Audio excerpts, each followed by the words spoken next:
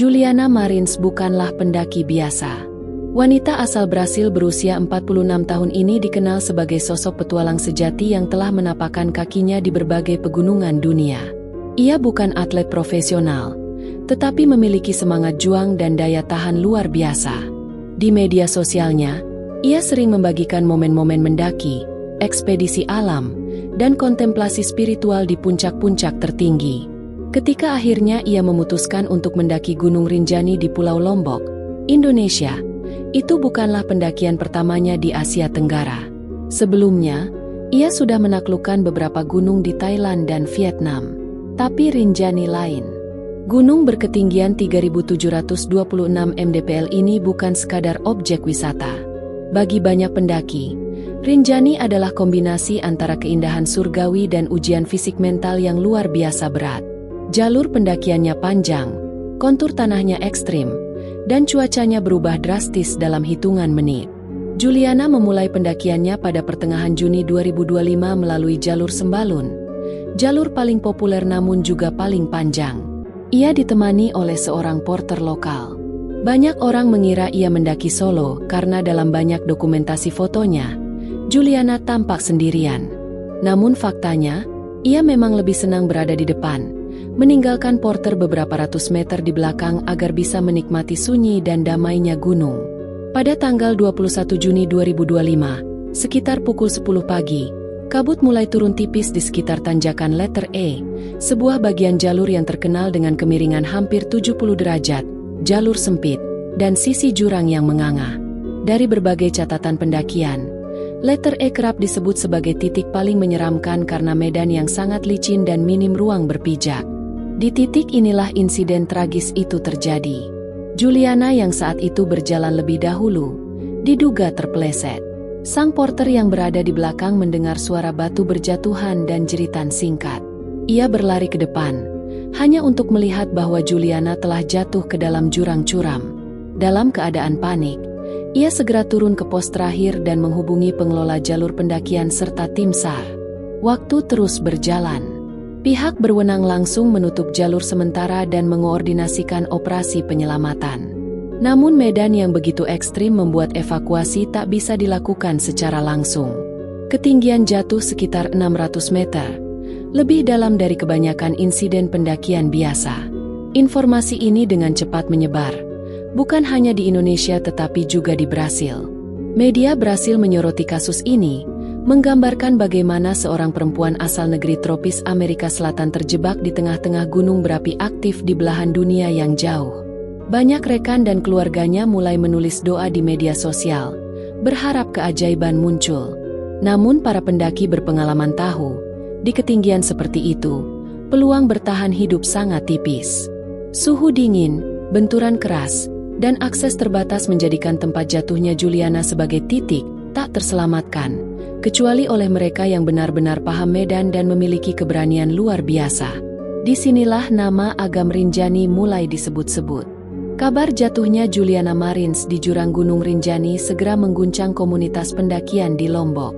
Bagi tim SAR dan porter lokal, kecelakaan memang bukan hal asing, namun kedalaman 600 meter yang dilaporkan membuat insiden ini tergolong ekstrim. Koordinasi cepat dilakukan. Jalur pendakian langsung ditutup sementara, dan rencana evakuasi darurat mulai dibentuk. Namun di balik koordinasi resmi tersebut, satu nama muncul di antara obrolan radio HT para relawan dan penduduk lokal, Agam. Abdul Haris Agam, atau yang lebih dikenal sebagai Agam Rinjani, adalah pendaki sekaligus relawan independen asal Sembalun. Pria ini sudah mengabdikan dirinya di gunung sejak usia remaja. Ia bukan anggota Basarnas atau lembaga resmi, namun namanya harum di kalangan porter, pendaki, hingga wisatawan mancanegara. Agam dikenal sebagai mata dan kaki Rinjani.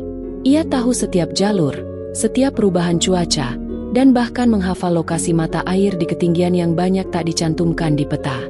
Ketika mendengar kabar tentang pendaki asing yang jatuh, Agam langsung menghubungi salah satu koordinator SAR. Ia tak menunggu perintah, tak bertanya siapa yang membiayai, dan tak peduli risiko. Kalau ada nyawa di sana, kita harus turun.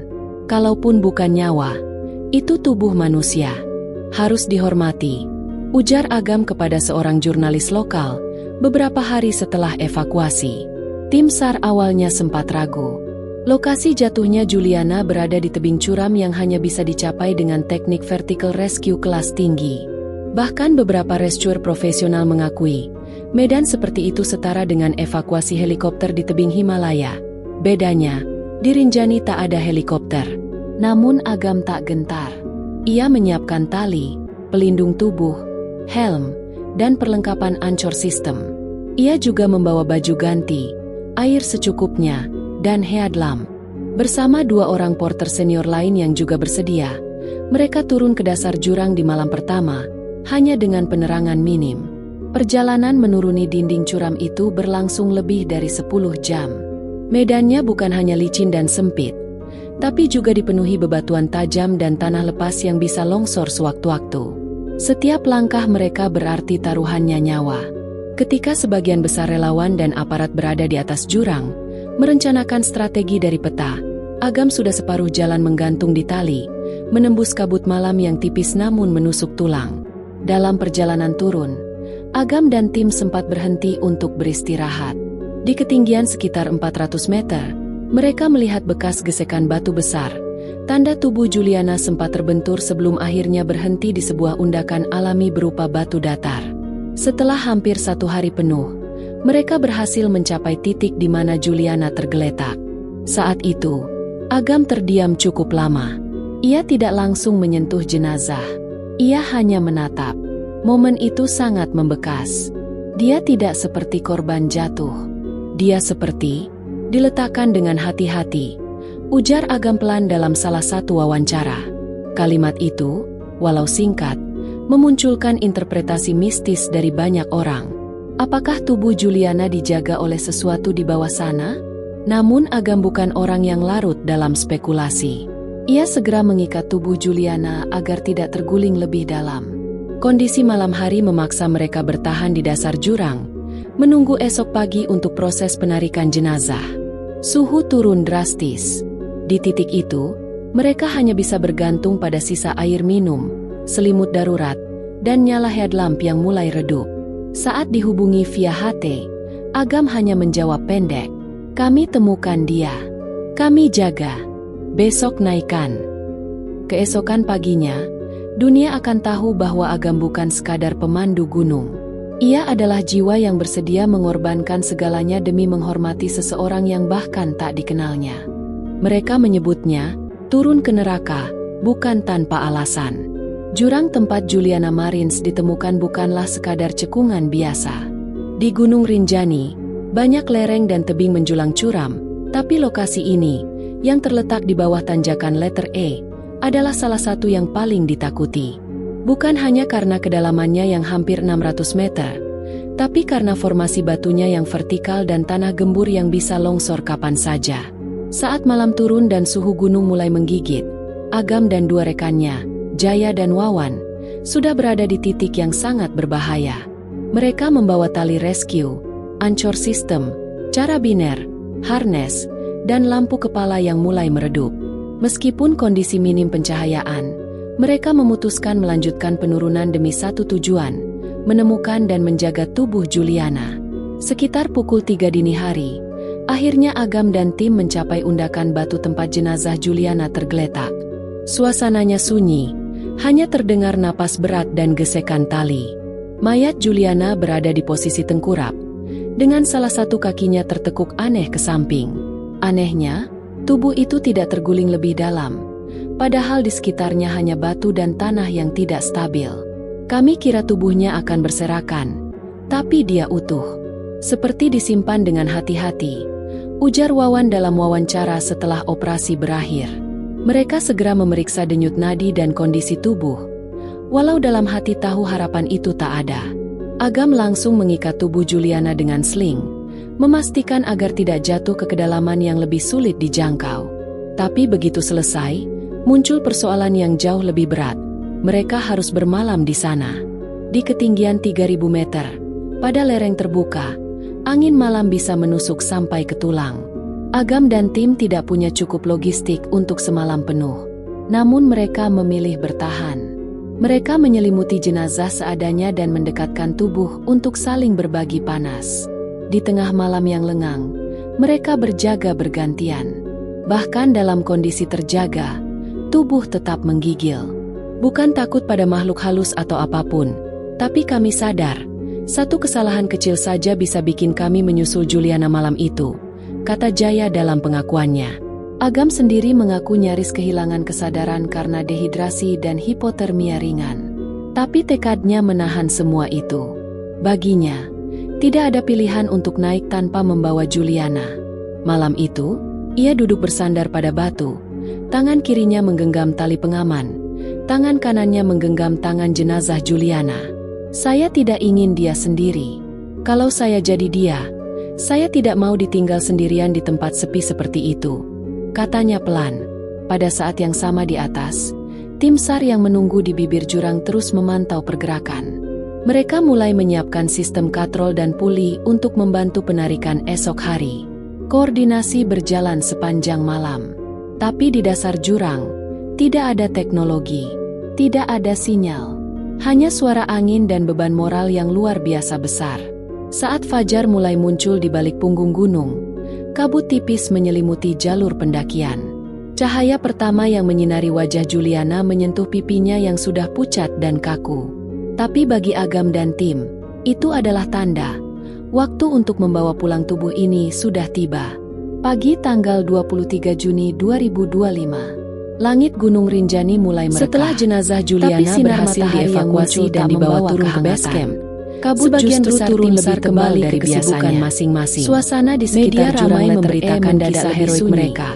Seakan alam menahan napas. Agam Rinjani di bawah sana. Namun, Agam dan rekannya bersiap memulai proses sesuatu yang jenazah dia sampaikan secara terbuka. Tim SAR di atas sudah mulai mengganggu hidupnya sejak hari evakuasi berakhir. 600 meter. Malam pertama mereka setelah kepulangannya ke rumah.